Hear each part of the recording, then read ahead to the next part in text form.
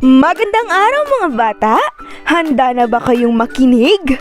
At matuto sa ating panibagong aralin na naman ngayong araw?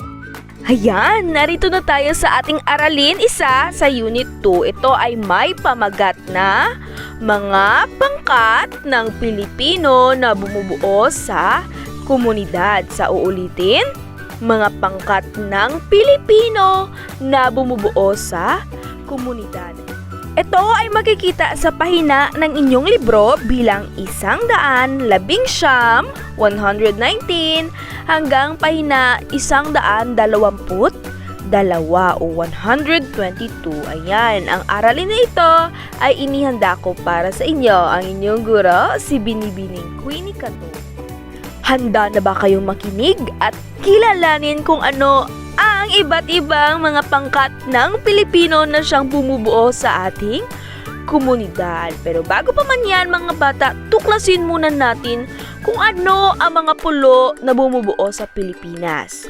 Tandaan ng ating bansang Pilipinas ay binubuo ng kapuluan. Ibig sabihin, maraming mga pulo ang meron sa ating bansa at ito ay napapaligiran ng tubig. Makikita nyo naman sa ating litrato na ito, meron tayo dyang Luzon, Visayas at Mindanao.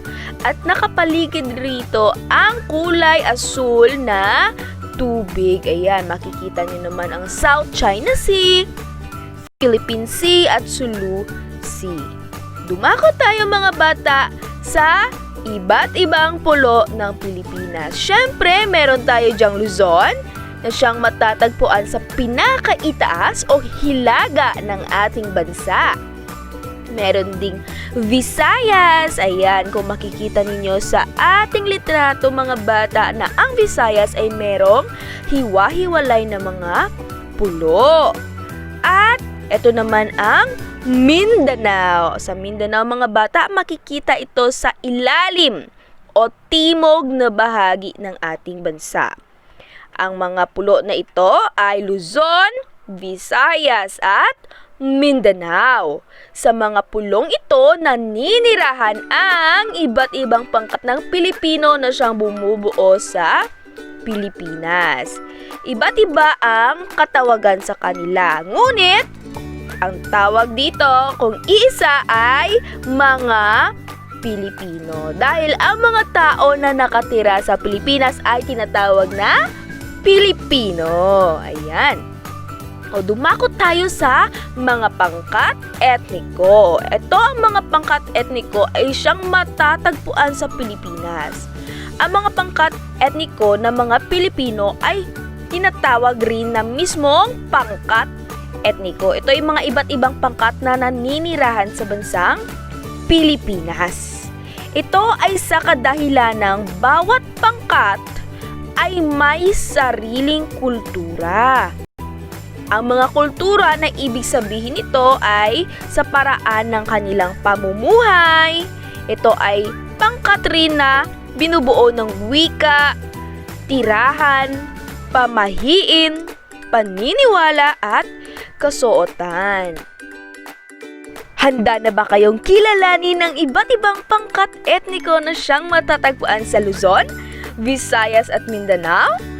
Tara, kilalanin natin sila.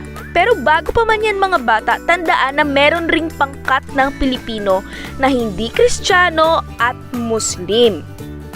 Ibig sabihin sila ay katutubong mamamayan o pagano ang tawag sa kanila. Sa uulitin, sila ay pagano. Pag sinabi natin pagano, hindi sila Kristiyano, hindi sila Muslim, meron silang kakaibang paniniwala. Ayan ay ang mga pagano. At sila rin ay nabibilang sa pangkat ng mga Pilipino. Dumako tayo sa unang pangkat. Ito ay ang mga pangkat etniko sa Luzon. Dahil ang Luzon ay may pinakamalaki na pulo, dito rin matatagpuan ang maraming pangkat etniko sa ating bansa.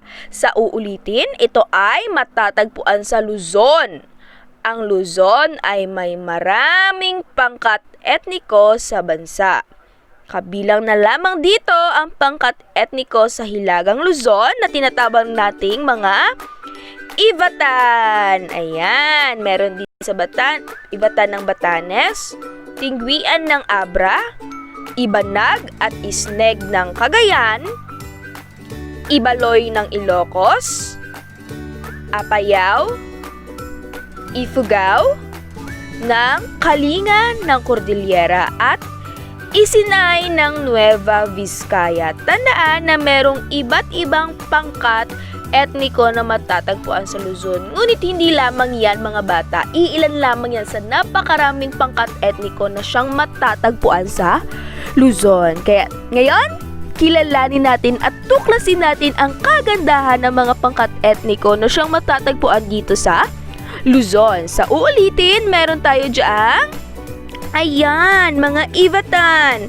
Kung makikita nyo mga bata, ang mga Ivatan ay meron silang stone house o bahay na bato. Ayan, ang mga Ivatan, mga bata, tandaan ay makikita sa Batanes. Yan ang mga Ivatan. Sa Luzon pa rin yan mga bata. Hindi lamang Ivatan, kundi meron din tayong Tingwian. Ang mga Tingwian mga bata ay mga pangkat etniko na siyang nakatira rin sa Luzon, sa Abra mismo. Ayan, ang mga Tingwian. Ayan ang kanilang mga kasuotan. Ibang-iba rin sa mga taga Batanes o mga Ivatan. Yan, punta tayo sa mga Ibaloy. Ang mga Ibaloy ay matatagpuan sa Ilocos. Ang mga Ibaloy, mga bata, ay siyang mga pangkat etniko sa Ilocos. Makikita nyo naman kung gaano sila magkakaiba sa kasuotan nula sa Ivatan, sa Tingwian at sa Ibaloy. Hindi lamang yan mga bata, meron rin tayong ang pinakakilala, may Ibanag at Isneg. Makikita nyo sa kanilang kasuotan na simple lamang ang kanilang pamumuhay. Ngunit masaya sila dahil marami sila sa iisang pangkat. Hindi lang yan mga bata, eto, kilalang kilala natin ang mga Ifugao. Ayan, ang Ifugao ay siyang matatagpuan sa Cordillera. No, hindi lamang mga Ifugao, kundi gayon rin ang mga Kalinga. Tandaan na ang Ifugao at Kalinga ay matatagpuan sa Cordillera. Sa uulitin, ang mga Ifugao ay matatagpuan sa Cordillera. Hindi lamang ito mga bata, hindi lamang nagtatapos dyan, ngunit meron pa tayong mga Isinay. Naggagandahang mga dilag na Isinay. Ayan, matatagpuan ang Isinay sa Nueva Vizcaya. Yan ang iba't ibang mga pangkat etniko sa Luzon.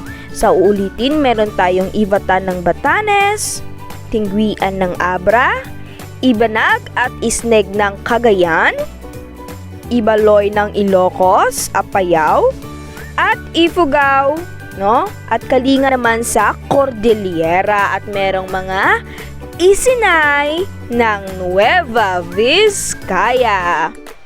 Meron din namang matatagpuan sa gitnang parte ng Luzon, dahil ito naman ang tinalakay natin ay sa Hilaga. Kapag sa gitnang parte ng Luzon, matatagpuan rin dyan ang mga katutubong pamayanan ng Ita sa Bataan, Tarlac, Pampanga, Dumagat ng Aurora, Ita ng Bugkalot sa Nueva Ecija at Zambal ng mga taga Zambales. At sa katimugan naman ay ang mga Bicolano at Tagalog. Ayan, ang mga katutubong makikita sa Luzon ng mga pangkat etniko. Luzon pa lang yan mga bata. Dumako tayo sa Visayas. Ayan, meron ring iba't ibang mga pangkat etniko na matatagpuan sa Visayas. Siyempre, ang Visayas meron itong mga hiwa-hiwalay na pulo. At syempre, pinagkakaisa ito ng mga tao na nakatira dito. Dito naman ay merong Aklanon ng taga-Aklan, Antiqueño ng Antique, Boholano ng Bohol, Cebuano ng Cebu. Ito ang mga pangkat ng mga Pilipino sa Visayas. Sa Visayas rin mismo mga bata, dito naninirahan ang mga Leyteño ng Leyte, mga Ilonggo ng Iloilo, at hindi rin magpapahuli ang Samareño at Waray ng Samar at mga Negrense ng Negros. Kaya ngayon mga bata, tignan natin at tunghayan rin natin kung gaano kaganda ang ating mga kapwa Pilipino sa iba't ibang parte ng Visayas. Ito ang tinatawag nating mga pangkat etniko sa Visayas. Unang-una, meron tayo diyang mga Aklanon. Ayan, syempre naman ang ating mga Aklanon na kapatid ay matatagpuan sa Aklan. Tandaan, ang mga Aklanon ay taga Aklan. Meron rin namang mga Antikeño. Syempre sa Antique, mga bata, matatagpuan dyan ng iba't ibang klaseng kultura. Ang mga Antikeño, mga bata, ay meron silang lingwahe na Kinaraya. Ayan ay mga Antikeño at sila ay taga Antique. Meron din namang Leyteño. Ang mga Leyteño ay taga Leyte. At meron ring Ilonggo. Ayan. Kilala niyo ba kung sino ang nasa litrato? Walang iba kundi ang ating Miss Universe. Ang ipinagmamalaki nating mga Ilonggo siya si Revilla Mateo. Yan, tandaan na ang mga Ilonggo ay matatagpuan sa Iloilo. Hindi lamang yan, meron ring mga Waray ng Samar. Waray at Samareño ng Samar at Negrense. Ang Negrense mga bata ay matatagpuan sa Negros. Sa uulitin, yan ang iba't ibang mga pangkat etniko na matatagpuan sa Visayas. Merong Aklanon ng Aklan, Antikeño ng Antique, Buholano ng Bohol, mga Cebuano ng Cebu, at meron ring mga Leyteño ng Leyte, Ilonggo ng Iloilo, Samareño at Waray ng Samar at Negrense ng mga taga Negros. Yan ang iba't ibang pangkat na matatagpuan sa Visayas. Dumako tayo sa ating kasunod na pangkat. Walang iba kundi ang pangkat etniko na siyang matatagpuan sa Mindanao. Ayan, tukuyin natin mga bata kung ano ang mga pangkat ng mga tao o pangkat etniko na siyang matatagpuan sa Mindanao. Marami ring pangkat etniko o katutubo ang siyang matatagpuan sa Mindanao. Sa Sulu, ang pangunahing namumuhay dito ay ang mga Tausug. Meron ring Badyaw. Ang mga Maranao ay matatagpuan sa Lanao at meron ring mga Tibuli na naninirahan sa kabundukan ng Mindanao. Kaya ating tunghayan at tuklasin ang kagandahan ng ating mga kapwa Pilipino at mga pangkat etniko na matatagpuan sa Mindanao. Unang-una, meron tayong mga Tausug. Ang Tausug ay siyang matatagpuan sa Sulu. Yan. Meron rin tayong Maranao. Ang mga Maranao ay matatagpuan rin sa Lanao. Ayan, maganda ang kanilang kultura. Iba't iba ang kanilang pananamit, di ba? Meron rin mga Tibuli. Ang mga Tibuli, mga bata, ay gayon rin na naninirahan sa kabundukan ng Mindanao. Matatagpuan rin dito sa Mindanao ang ating mga kapwa Pilipino na Badyaw. Ayan.